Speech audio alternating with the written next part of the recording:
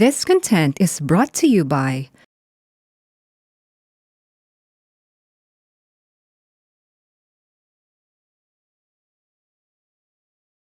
Microdave Production, Live Motion Studio, ALM Events and Talents Management, and Carlos Woodworks.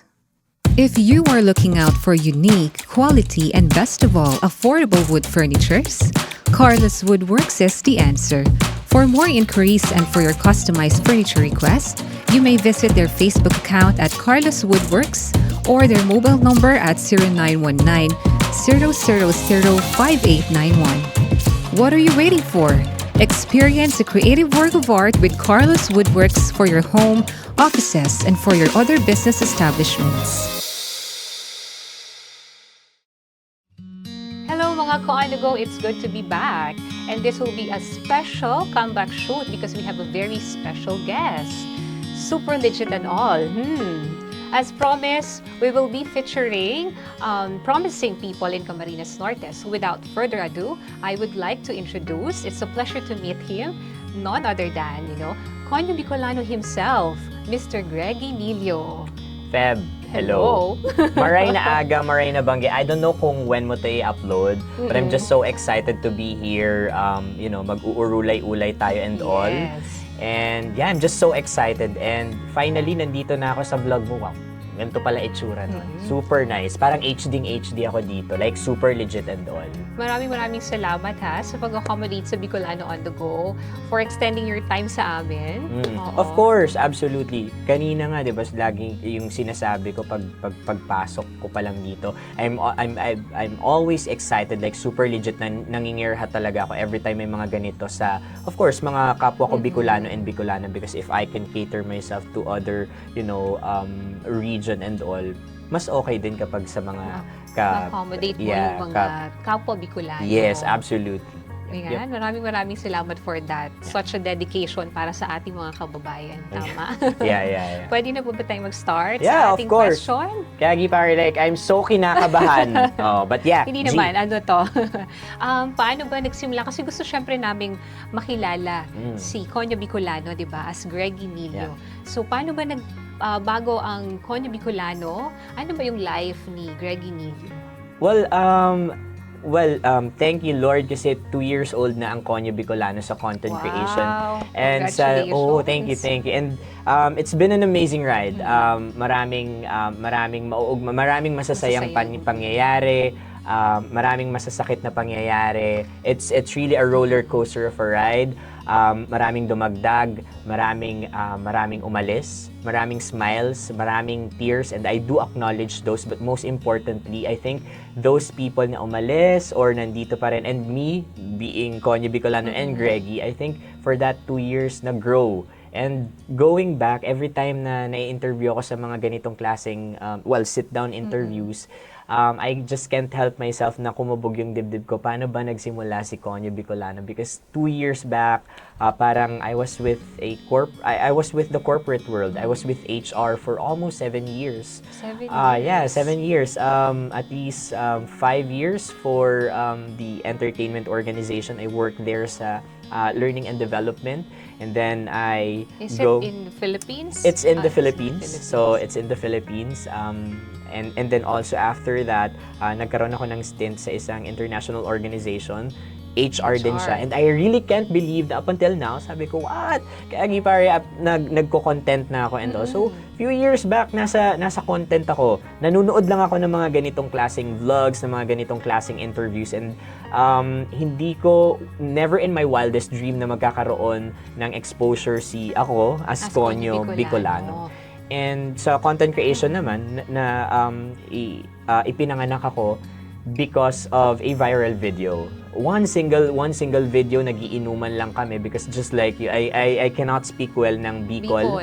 And I can only express myself if I could mix all the dialects I have, the Tagalog, English, Bicol. And yeah. That leads yung start ng Conyo Bicolano. Yes, absolutely. Yun nasimula. Yeah. Isang inuman lang. Parang trip lang ng magkakaibigan. Yeah. Okay. So That's sa inuman na nice. yon, nagjo-joke lang ako. I was telling a story about a girl na nakasama ko sa BGC na taga Poveda. Tapos naawa kasi ako sa kanya because during that time sa club, super lamig. Tapos labot-labot or like butas-butas yung suot niya. Pero that's for the aesthetic purposes ng girl. So yun lang yung kinakwento ko. And it went viral. Nagtuloy-tuloy na siya hanggang sa we came up with the strategy na magtuloy-tuloy pa. We created the page and then in-structure natin yun. Pero is it your idea, yung na mag-push through na with the Conyo Bicolano? Who Yeah. gave the title? Is it Yeah. Ever does it since come sa- ever since kasi parang Conyo Bicolano and me is already existing because my mom and dad are from Kamsur. Super hard nilang mag-Bicol. Bicol, So diba? I can only hear them every time napapagalitan nila ako. I can speak ng Bicol but hindi ganun ka Fluent. fluent talaga. And it was my idea before na may ganito na ako magsalita, natatawa na rin yung audience ko, but not my online audience because I do it offline kasi hindi ko naman alam na may opportunity pala na ganito, yung platform for platform content doon. creators? Yeah, so it was me and also a collaborative effort with some of my friends na nag-push sa akin because during that time, Feb, I was a victim of pandemic, of course. Yeah. Nag-heal ako because of the pandemic. And during that time, sabi ko, parang hindi ko kaya kasi it's gonna be a lot of crowd, it's gonna be a lot of engagements, ang dami kong kakausapin online and papakita ko yung mukha ko online, pagpipiestahan talaga. And then also those people whom I collaborated with, they pushed me also. Pero that's the time also, nag-push back ako ng konti. If I will push on this, if itutuloy ko ito, anong sense kung magko-Conyo Bicolano lang ako? At the end of the day, cheesy man pakinggan para sa ibang content creator, isa sa mga dahilan ko bakit ako nag-push through dito is really the impact that I could give sa community. Because Conyo Bicolana is now a representation of an inclusive Bicolano culture. Lagi kong sinasabi na hindi naman nasusukat ang pagiging Bicolano sa dila lang. So Totoo katulad yan. natin, I'm still a Bicolano, but it just happened I can speak well. Well, Yeah. Tama yun. Kasi kahit ako, hindi ako fluent sa Yay. Bicol. Eh. Hindi ako nag-iisa. Pareho tayo, Oo. oo. Kasi di ba, kahit na mga taga-Kamsur and Albay ang roots, but Right. still, kasi nga we're in Camarines Norte, Tagalog-speaking and Bicol-speaking town. Pero syempre, di ba, ano ba yung mga naging challenges mo along the way as you start with your vlog? May mga na-sacrifice ba? May na-leave ba? I mean, your life in a corporate world, Yeah. kailangan ba siyang i-sacrifice, iwanan para sa opportunity ito? Feb, pinalaki naman kasi ako ng mga magulang ko to always be grateful of the things that I have right now. Naniniwala din kasi ako na parang whatever it is, kung ano man yung nangyari sa akin, may it be negative or positive, it has something to do with who I am right now. So, absolutely, I have to get out of my comfort zone. That's right. Because I've been doing it for 7 straight years. And I have to go out. It's like me, a fish, going out of the aquarium, and I really can't breathe because as I go out doon sa comfort zone ko, there's a lot of people na hindi mo mapiplease. Hindi mo Totoo mapiplease lalo na online. We have different definition of what is beautiful. I have my own definition and other people have definition of Yes. that, and hindi may iwasan na it's a free country. So bashing will always be there in terms of how they perceive Conyo Bicolano as not a beautiful man, and how they perceive someone na parang hindi ka Bicolano because you cannot speak well. And masakit yon. It's really challenging. Tanggap ko pa kung sa ibang tao manggagaling yan, but the most challenging part are those negative comments na nanggagaling din sa kapwa Bicolano mo. So I think that's the biggest challenge na na-encounter ko up until now. Yeah, as I venture sa content creation. Hindi natin kasi creation. maiiwasan no? Yung mga Right. negative comments and nasa sa atin na kung paano tayo magko-cope up with that kind of reactions from the people, di ba? Yep. And it's not easy for us to because hindi naman talaga dapat natin pini-please ang lahat. Yeah. It would be hard for us, di ba? But salamat dahil nagko-continue ka to inspire others, di ba? Maraming nagsusupport sa iyo ng mga Bicolano. Thank you. Sino ba ang naging inspiration or influencer mo? Well, I do have, technically speaking, I do have mga favorite na influencer talaga, content creator. Nandiyan na yung number one sa akin, Lloyd Cadena. I don't know if narinig mo na yung name niya, sumalangit nawa yung kaluluwa ni Lloyd. But Lloyd Cadena, for me, is really a definition of what an influencer is, of kung ano ang content creator. So isa siya sa mga inspirasyon ko up until now, in terms of my vlog. Like, life is so serious. Masyadong seryoso ang buhay. And people nowadays wanted to talk things sa pinaka-light na paraan. Katulad nung ginagawa mo sa akin ngayon, pinaka-light na paraan. And that's what I'm doing.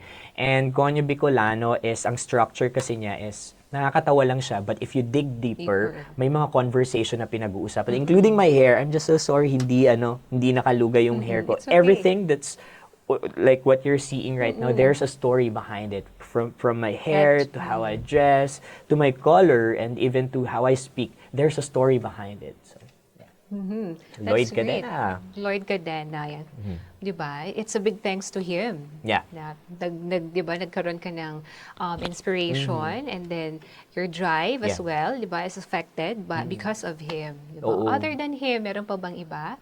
Siyempre ikaw. Oh. Siyempre ikaw. Lloyd Cadena. Also, I have Boss Carepa. Boss Carepa. Bicolana din. Bicolana din siya. Boss Carepa. Hindi na tayo lalayo, di ba? Oo, siyempre, Boss Carepa. I also love yung mga new breed ng content creators natin ngayon. Sasa Girl. Si Sasa Girl, Esnir also. I love them. Siyempre, meron din sa mga inspo naman, sa mga inspirational. I love, yung kapartner ko on air, si DJ Robin Shena.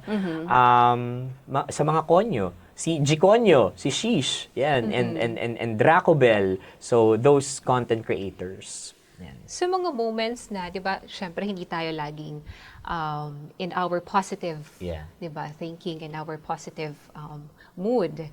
So, sa mga pagkakataon na dumarating ka sa point na, nagkaroon ka na ba ng ganong moment na hindi ko, alam mo yun, should I push through with this kind of content creating, sa exposing myself into this kind of platform, social medias, as a vlogger.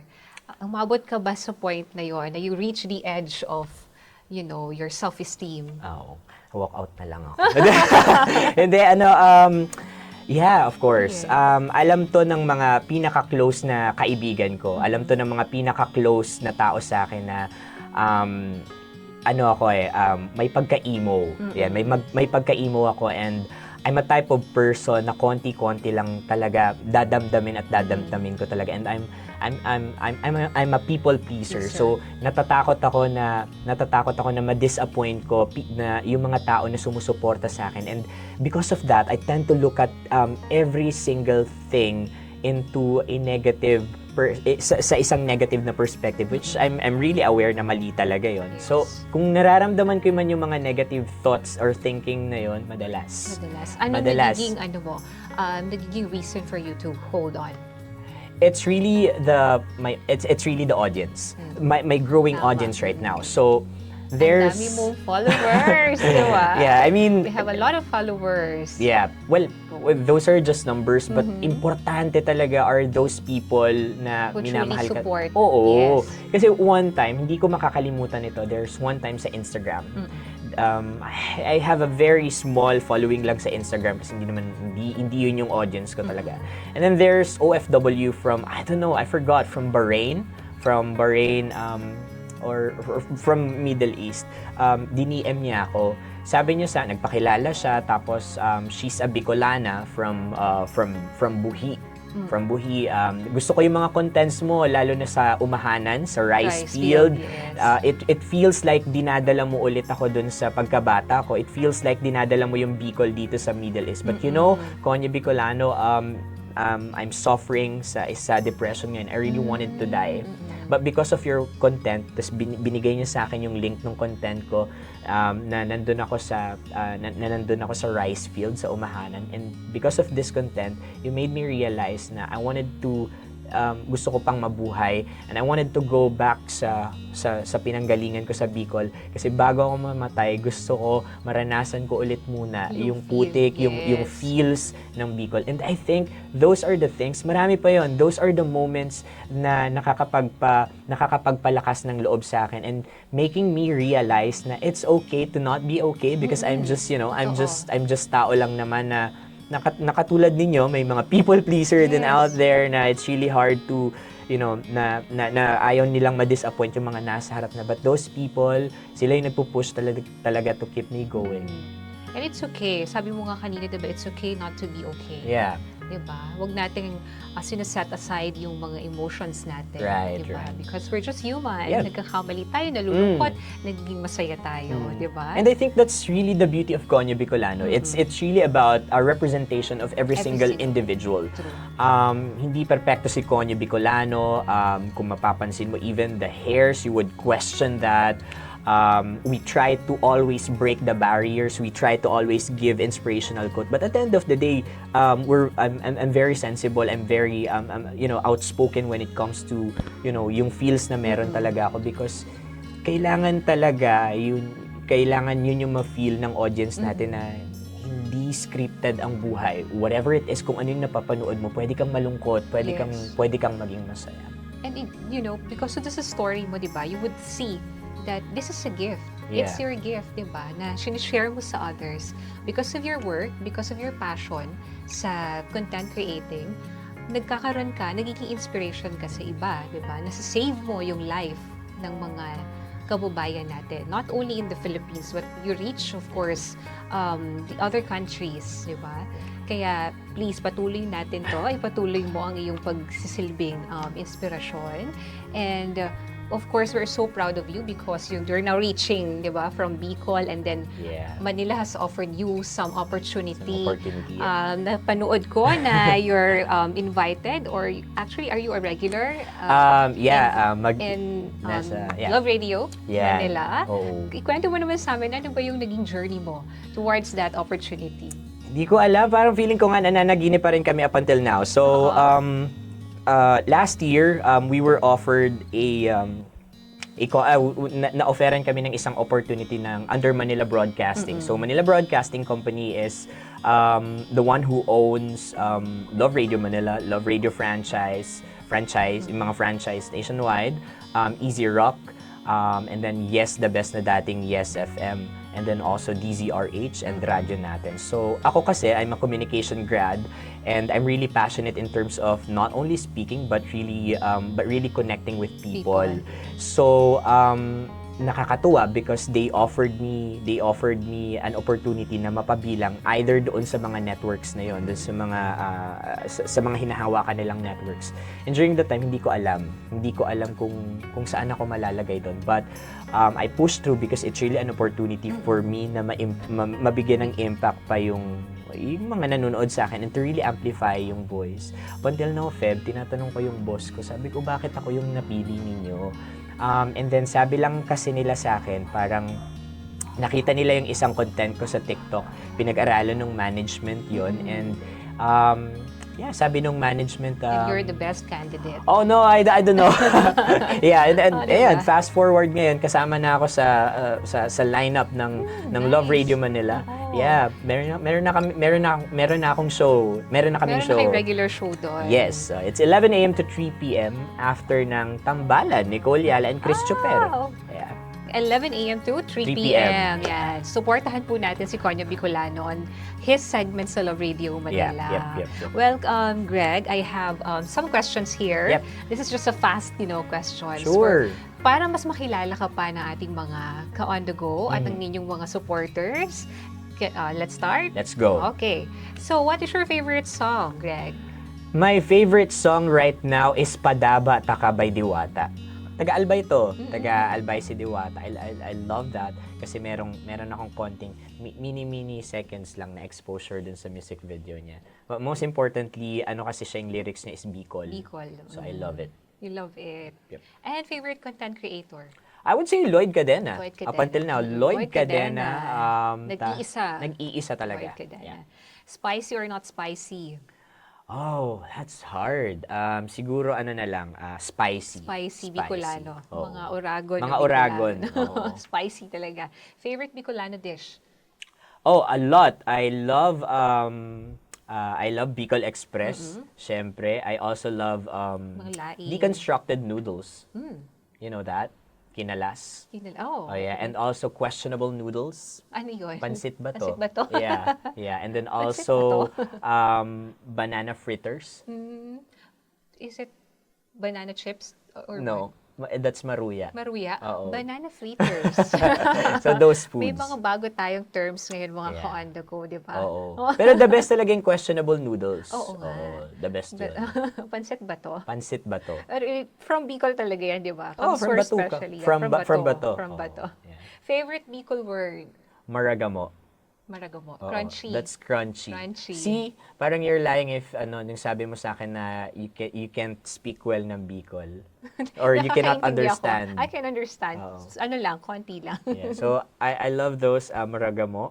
I also love padangat, padaba. That's love. Love, yeah. And then, I don't know, it parang nagre-resound lang sa akin, ang sarap pakinggan the word tugang or kapatid. Kapatid. Yeah. Magandang pakinggan. Yeah, diba? ang ganda lang niya Tugang. pakinggan. Yeah. Pamahiin. Kasi napapanood ko sa mga vlog mo, parang ilan sa mga vlogs mo, nagdi-discuss ka about pamahiin. Pamahiin. Oo. Well, every time I go, up until now, Feb, ito yung ginagawa ko. Every time I go sa mga sobrang tataas na mga halaman or sobrang lalaking puno, may it be sa BGC, kasi may mga puno pa rin doon.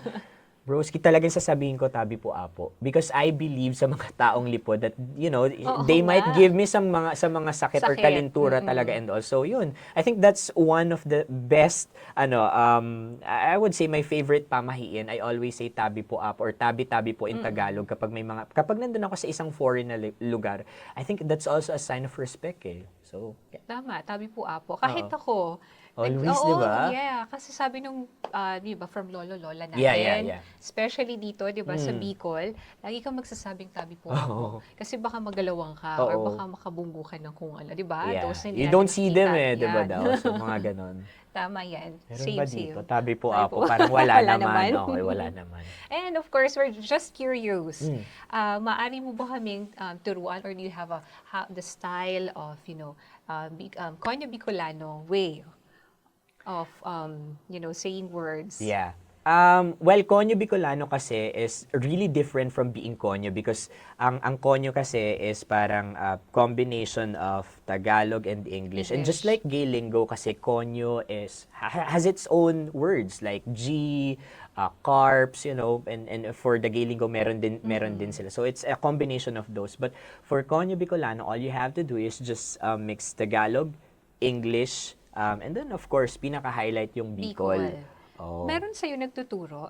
Kasi sabi mo hindi ka masyadong fluent on Bicol. Yeah, the taong lipods, they teach me. Medyo.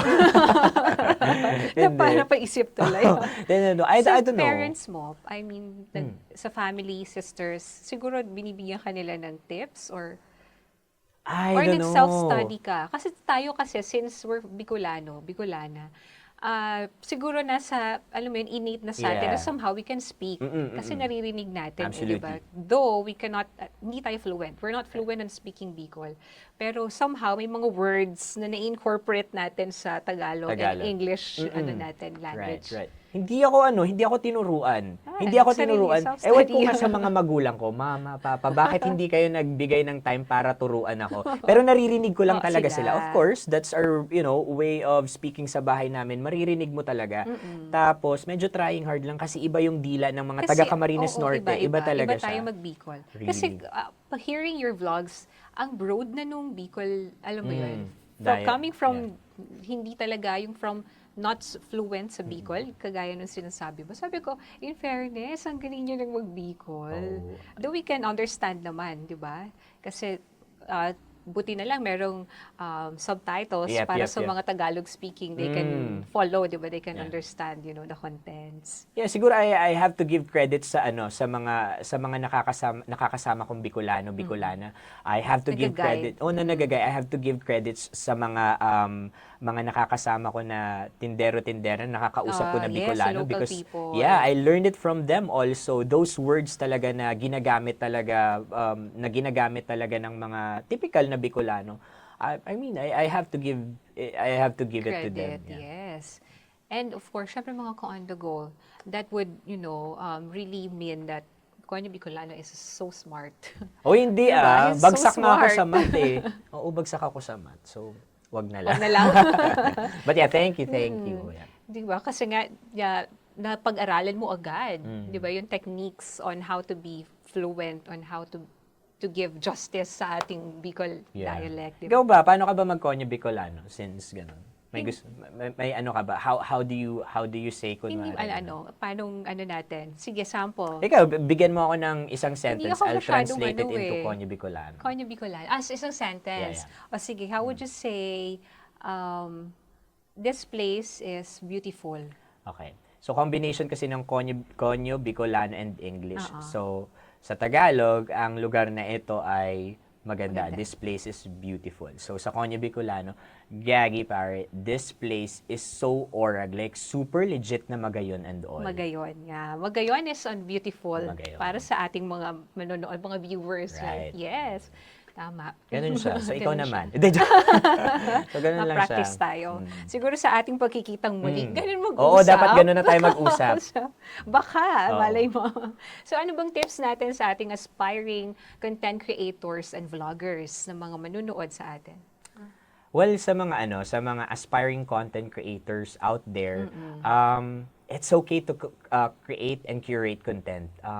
Keep on curating content because this is a free world. However, what I learned is that every time we create content, ang totoong content creator ay isa ring responsible dapat na individual. Yes, that's Hindi true. ka lang dapat post ng post, Post. hindi ka lang salita ng salita because as your number grows, most importantly, your connection and your influence grows. And your voice matters. So, lahat ng pinopost mo ay papaniwalaan ng kahit sinong nanonood sa'yo. So, imagine if you're not responsible, then definitely, it'll show sa audience na meron ka. So, be very creative, be very bold in terms of creating content. Yes. Always be bold, speak up, but make sure na you have to be responsible. Kailangan responsable pa rin sa pag-curate and create ng Yes. content. Think before you click, di ba? Absolutely. Sabi nga nila. Yeah, think before you click. And then also, another one I would say is sa mga aspiring content creators, never ever focus sa monetization. Never ever focus on monetization. At the end of the day, content creation is not really about money, but it's really about expression. It's really about, it's How you inspire others. it's how you because of inspire your other. content. Yeah. Correct. Tas yung monetization It naman, follows it na lang follows. eh. Hindi ako magpapaka-ipokrito. Money is there. Money is there talaga if you do your job well, Well. kahit saan, lalo na sa content creation. And if you love your If you love what you're doing, yeah, you're passionate, it'll come naturally. Yeah, I agree on that. Tapos ano rin yan parang hindi ako magpapaka-ipokrito. Money is good, but money is something, but it's really not everything. It's really not everything. So if you focus sa numbers, dapat ngayong araw may number of followers, dapat ako, dude, gagi pare, may stress ka lang. Correct. Versus you focus on the contents, okay, pag pinanood tong content ko, ano namang impact nito? So, I think that yun yung pinaka-importante. It has dun. more value, di ba? When you get to inspire others and when you love what you're doing. Di ba? Yeah. I love the word, yeah. Nagkakaroon talaga siya ng value. Yep. Tama. Maraming salamat for that, for giving tips to our aspiring vloggers and content creators. I truly admire your story, your passion, and your drive on pursuing your dreams. So for those who are holding back with their dreams, I hope that you have the courage to risk and then follow your dreams, di ba, mga on the go. And Yeah. to the followers, ano pong tawag mo sa mga followers mo? Sa Broskies. Conyo Bicolano? Sa mga broskies, yes. Yeah. I hope you will find a platform and a good opportunity for you to finally pursue your dreams. Yes. Yes. I can't wait na mas marami pang katulad mo na umusbong pa sa iba't ibang phases or sa iba't ibang facets ng content creation. So, Thank you. Thank you for that. And nagpapasalamat kami, syempre, for giving us this opportunity for accommodating Bicolano on the Go team. 'Di ba? Thank you for your time.